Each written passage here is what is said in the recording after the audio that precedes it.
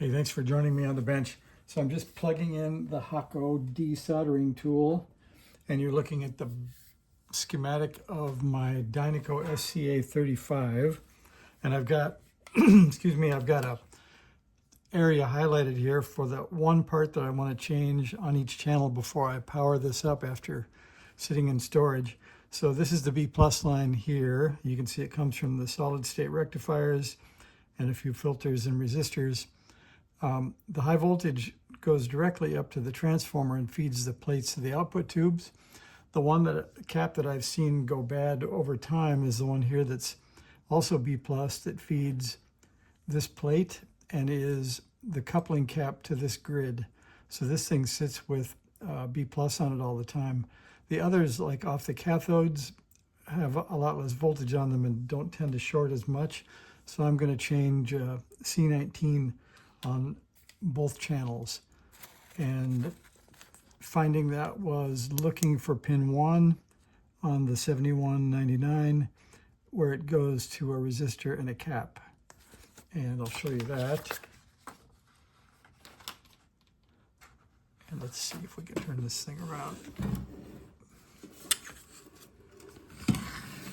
So there is the 7199, and there's the 2 6BQ5s right there. And pin 1 comes over, and to spoil it from this side, I guess, this is the cap that we're going to end up right there. This is the cap that we'll end up changing, and it comes over from pin 1 to here. And then let's see if I have that right. Let's turn it around and we'll check that again.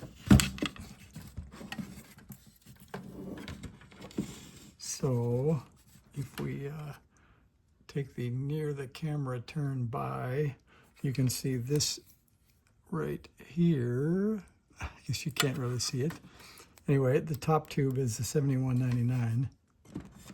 So when we look at that right here, we can see the pins on the tube,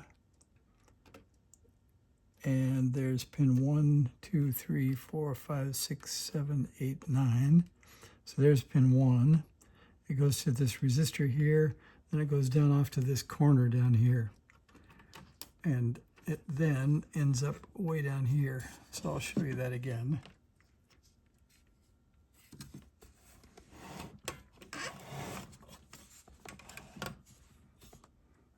All right, another look in there.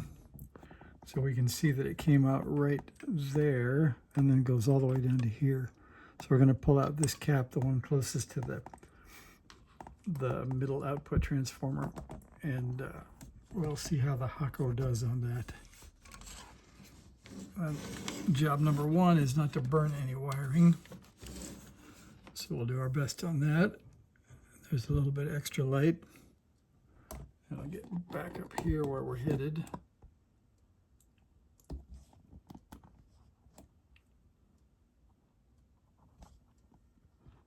I have this very nice camera holder that seems to have a little bit of droop and hysteresis in it, but I guess it's hanging in there so far.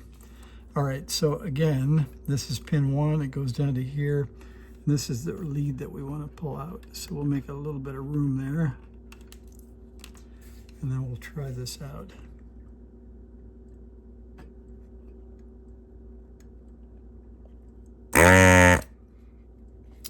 Cleaned it up quite nicely. And if you saw that little puff of smoke, there's a new little tiny burn right there too. I got to be more careful. Luckily we didn't go through. Now we're going to try to get down to this one.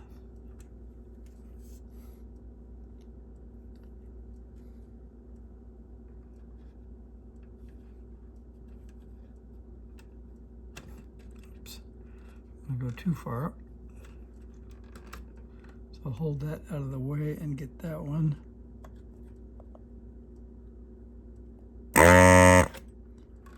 Looks pretty clean. We'll see how that goes. I'm going to put the Hako on the concrete floor so I don't get any surprises. Now we'll turn this around and we'll see how we did.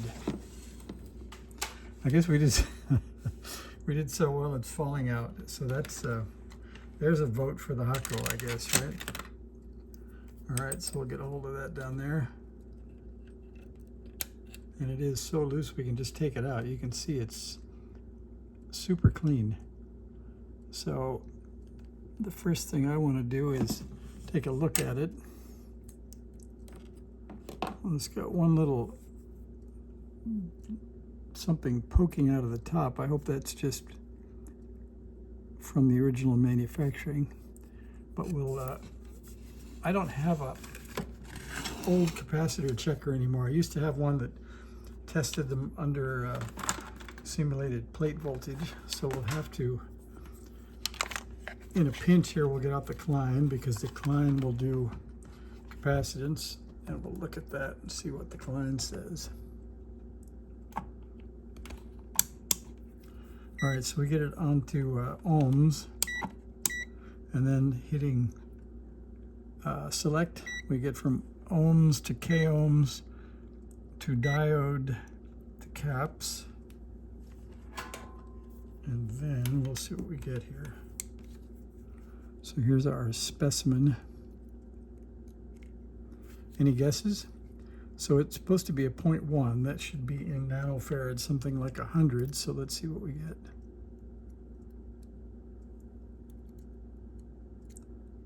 Not easy to get on there. There we go. Well, it's 105 nanofarads, so it is a 0.1 cap. I can't check it under voltage, but I'm still going to pull it out because this is super old. So we'll put in some better caps just on those two spots for now, and then we'll give it a try. So I'm going to call that the end of this video. I'll find a 0.1 at 400 or 600. I'll stick it in there, and then I'll do the other side. It is probably this one, because I think these boards are not mirrored. You can tell by the resistor, so we could go ahead and pull that one. So I'll do that before we go. And then I'm going to put in something like these, but I think a newer set, because these are pretty nice.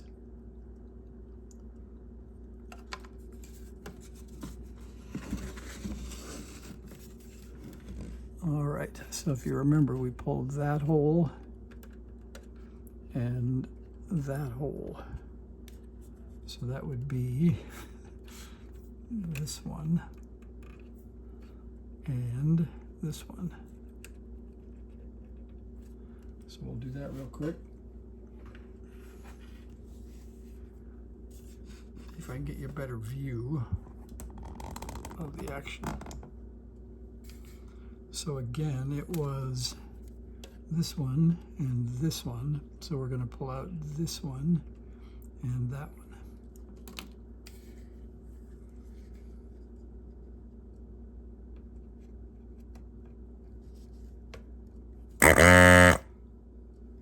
Quite nice.